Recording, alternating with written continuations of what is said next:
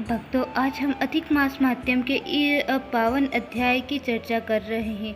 इस अध्याय में राजा धुरंधुधना और वाल्मीकि ऋषि के बीच का एक बेहद ज्ञानवर्धक प्रसंग आता है। राजा ऋषि से पूछता है कि हे मुनिश्रेष्ठ, इस संसार में सबसे बड़ा धर्म क्या है और किस तरह एक मनुष्य अपने कमाए हुए द्रव्य का अक्षय पुण्य कमा सकता है। इस अध्याय में एक ऐसी घटना का जिक्र है जो रोंगटे खड़े कर देती है। कैसे एक व्यक्ति अपनी पूरी जिंदगी दान पुण्य करता है, लेकिन अंत समय में एक छोटी सी भूल और द्रव्य धन से सूक्ष्म अहंकार के कारण उसे मुक्ति नहीं मिलती। भगवान कृष्ण खुद समझाते हैं कि द्रव्य शुद्ध होना चाहिए और देने वाले का मन उससे भी ज्यादा शुद्ध होना चाहिए। यह अध्याय हमें सिखाता है कि जो लक्ष्मी आज हमारे पास है, कल किसी और के पास होगी, लेकिन जो द्रव्य हम भगवान पुरुषोत्तम के चरणों में अर्पित कर देते हैं या किसी भूखे गरीब को दान कर देते तो वही बैंक बैलेंस हमारे परलोक की यात्रा में काम आता है। आइए भक्तों, तब हम सुनते हैं अधिक मास की कथा, अध्याय 4 की कथा। ऋषि लोग बोले, हे सूत, हे महाभाग, हे सूत, हे बोलने वाले में श्रेष्ठ,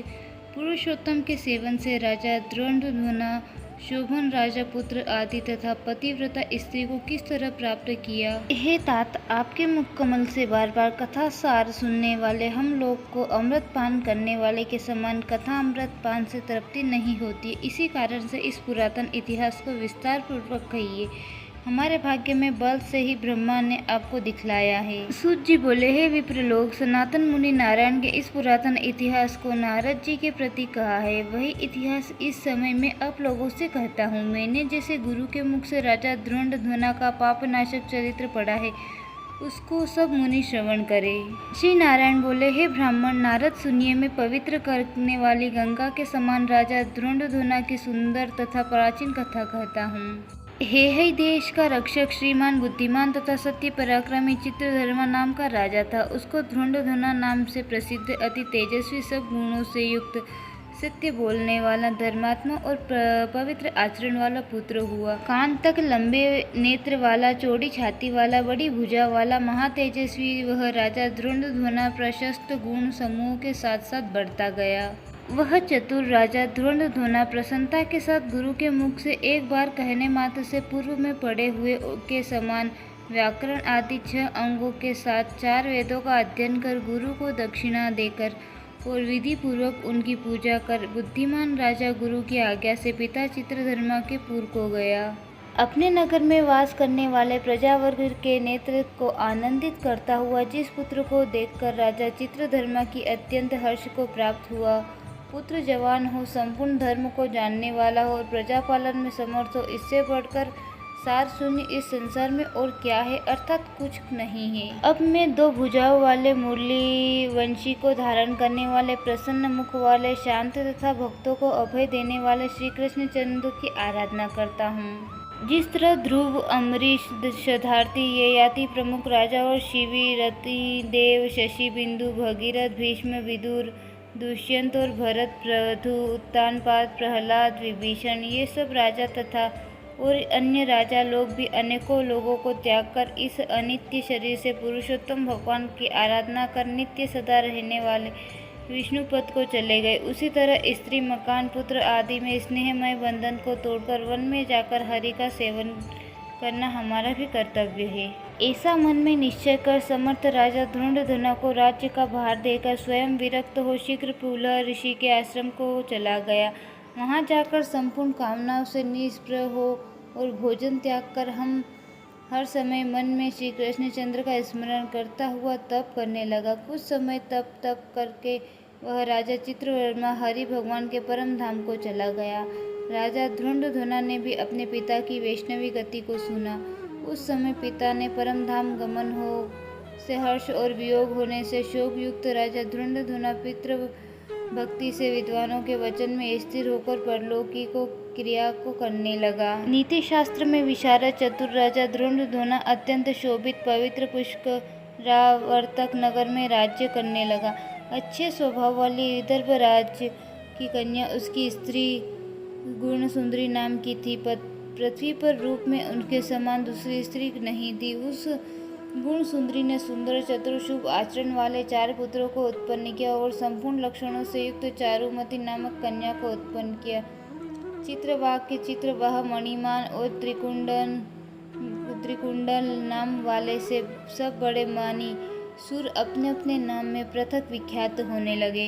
राजा धुरंधुना सर्वगुण प्रसिद्ध, शांत, दांत, दृढ़ प्रतिज्ञा, रूपवान, गुणवान, वीर, श्रीमान, स्वभाव से सुंदर, 4 वेद और व्याकरण आदि 6 अंगों को जानने वाले, वागामी, धनुर्विद्या में निपुण, अरिंद्य वर्ग, काम, क्रोध, लोभ, मोह, मद और मात्सर्य को जीतने वाले और शत्रु समुदाय का नाश करने वाला, क्षमा में पृथ्वी के समान, गंभीरता में समुद्र के समान, समता समव्यवहार में पितामह ब्रह्म के समान, प्रसन्नता में शंकर के समान, एक पत्नी व्रत, एक ही स्त्री से विवाह करने का व्रत और करने वाले दूसरे रामचंद्र के समान, अत्यंत उग्र पराक्रमशाली दूसरे कार्यवीर सहस्त्रार्जुन के समान था।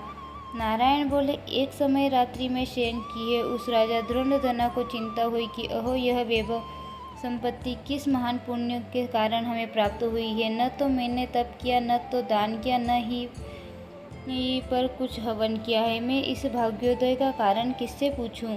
इस प्रकार चिंता करते ही राजा धुरंधुना की रात्रि बीत गई। प्रातःकाल ब्रह्म मुहूर्त में उठकर विधि पूर्वक स्नान कर, उदय हो प्राप्त सूर्य नारायण का स्थापना कर, भगवान की कला की पूजा कर, अर्थात देव मंदिर में जाकर देवताओं का पूजन कर, ब्राह्मणों को दान देकर तथा नमस्कार करके घोड़े पर सवार हो गए। उसके बाद शिकार खेलने की इच्छा से शीघ्र वन को गया। वहां पर बहुत से मृग, बहरा, सुअर, सिंह और व्याघ्र, चवरी, गाय का शिकार किया। उसी समय राजा धुरंधुना के बाण से घायल होकर कोई मृग बाण सहित शीघ्र एक वन से दूसरे वन को चला गया। रुधिर गिरे हुए मार्ग से राजा भी मृग के पीछे गया, परंतु मृग कहीं झाड़ी में छिप गया और राजा उस वन में उसे खोजता ही रह गया। प्यास से व्याकुल उस राजा ने समुद्र के समान एक तालाब को देखा। वहां जल्दी से जाकर और पानी पीकर तीर किनारे पर चला गया। वहीं घनी छाया वाले एक विशाल वट वृक्ष को देखा। उस वट वृक्ष की जटा में घोड़े को बांधकर राजा वहीं बैठ गया। उसी समय वहां पर कोई एक परम सुंदर सुकाग राजा को मोहित करने वाली तुलना रहित मनुष्यवाणी को बोलता हुआ आया। केवल राजा को बैठे देख उसको संबोधित करता हुआ एक ही श्लोक को बार बार पढ़ने लगा कि इस पृथ्वी पर विद्यमान अतुल सुख को देखकर तू तत्व आत्मा का चिंतन नहीं करता है तो इस संसार के पार को कैसे जाएगा। बार बार इस श्लोक को राजा धुरंधुना के सामने पढ़ने लगा। राजा उसके वचन को सुनकर प्रसन्न हुआ और उस पर मोहित हो गया कि इस शुक पक्षी ने दुख से जानने योग्य सार भरे हुए नारियल फल के समान अगम्य एक ही श्लोक को बार बार पढ़ते हुए क्या कहा। क्या यह कृष्ण द्वैपायन वेद व्यास के श्रेष्ठ पुत्र सुखदेव जी तो नहीं है, जो कि श्री कृष्ण की सेवा मुझको मूढ़ और संसार सागर में डूबा हुआ देखकर राजा परीक्षित के समान कृपा कर उद्धार करने की इच्छा से मेरे पास आए हैं। इस तरह चिंता करते हुए राजा धुरंधुना की सेना समीप आई। शुक पक्षी राजा को उपदेश देकर स्वयं अंतर्ध्यान अलक्षित हो गया। उस शुक पक्षी के वचन को स्मरण करता हुआ राजा अपने सूर के पास आकर बुलाने पर भी नहीं बोलता और निद्रा रहित हो उसने भोजन को ही त्याग दिया। तब एकांत में उसकी रानी ने आकर राजा से पूछा, गुण सुंदरी, हे पुरुषों में श्रेष्ठ, यह मन में मलिनता क्यों हुई है? भूपाल पृथ्वी के रक्षक, उठिए उठिए, भोगों को भोगिए और वचन बोलिए। देवताओं से भी दुख से जानने योग्य उस शुक पक्षी के सत्य वचन का स्मरण करता हुआ रानी गुण सुंदरी के प्रार्थना करने पर भी राजा धुरंधुना कुछ नहीं बोला। पति के दुख से अत्यंत पीड़ित वह रानी भी दीर्घ श्वास लेकर अपने स्वामी की चिंता से उत्कृष्ट कारण को न ही जान सकी। इस प्रकार चिंता में मग्न राजा का कितना ही समय बीत गया, परंतु संदेह सागर से पार करने वाला कोई भी कारण वह देख न सकी।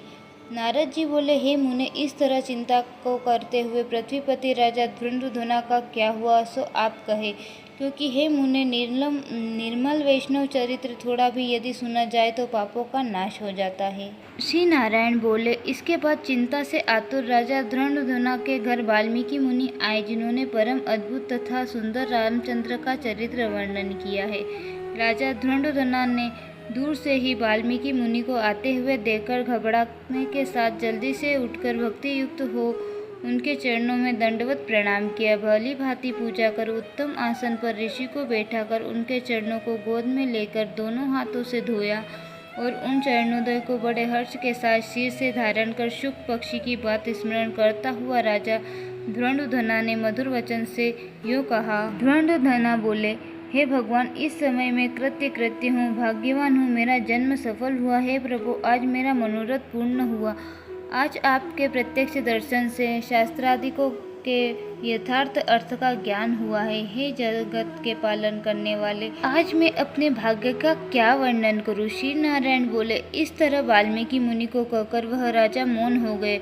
बाद वाल्मीकि मुनि उस राजा को विनय युक्त देखकर बड़े प्रसन्न और जनता को आनंदित करते हुए बोले। वाल्मीकि मुनि बोले, हे नृपश्रेष्ठ, ठीक है, तुमसे उक्त प्रकार की सब बातों का होना संभव है। हे राजन, तुम चिंता से आतुर क्यों हो? सो सब मन की बात कहो। ऐसा मालूम पड़ता है कि तुम्हारी कुछ कहने की इच्छा है, इसलिए हे महामते उसे कहो।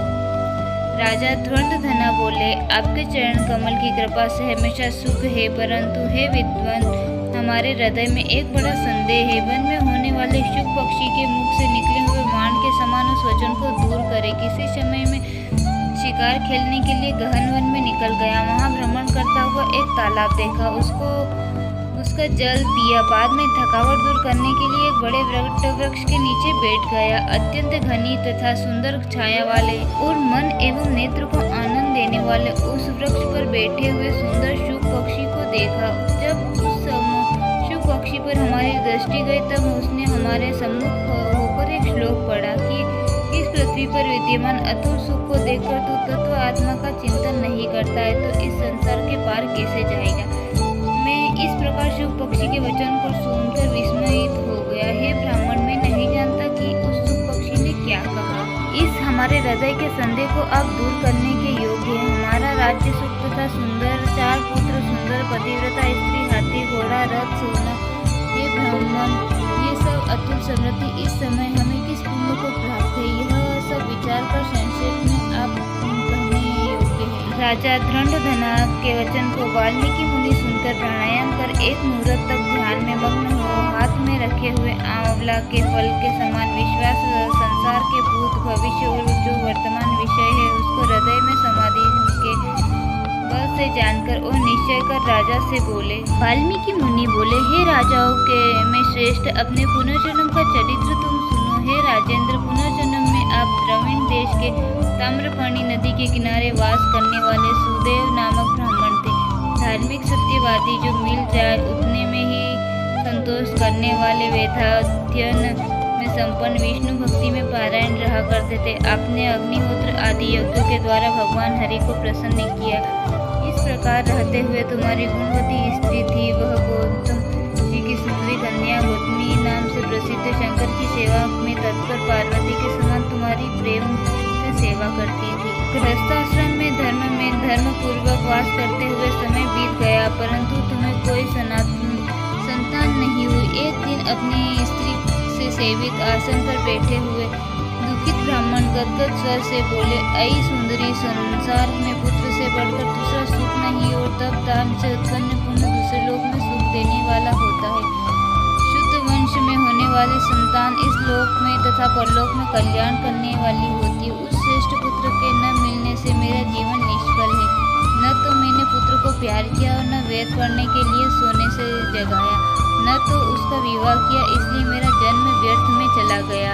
अभी मेरी मृत्यु हो, मेरे को आयुष प्रिय नहीं है। इस प्रकार अपने प्रिय पति का वचन सुनकर स्त्री गौतमी खिन्न मन हुई। बात धैर्य धारण करते हुए प्रिय वचन बोले, मैं चतुर प्रिय पति के प्रेम में मग्न हुई। स्त्री अपने पति को समझाने के लिए सुंदर वचन बोली।